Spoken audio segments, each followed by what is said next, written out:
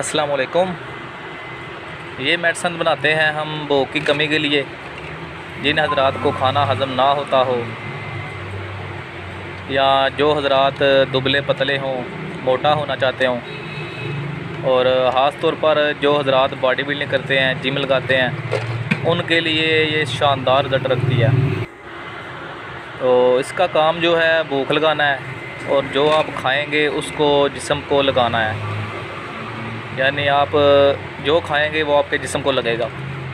तो आपको मोटा ताज़ा करना इसका काम है। जो हजरात प्रोटीन खाते हैं जिम के टाइम, तो उनके लिए शानदार रिज़ल्ट रखती है। आप इसको ज़रूर आज़माएं, और रिज़ल्ट इसके आपको 7 से 15 दिन के अंदर अंदर आपको मिल जाएंगे। प्रोटीन से तेज़ असर इसका रिज़ल्ट है। आप इसको एक दफ़ा चेक करें। आप पहले 15 दिन मंगवा लें, अगर रिज़ल्ट मिले तो फिर दोबारा मंगवा लें। इसका नुकसान कोई नहीं है।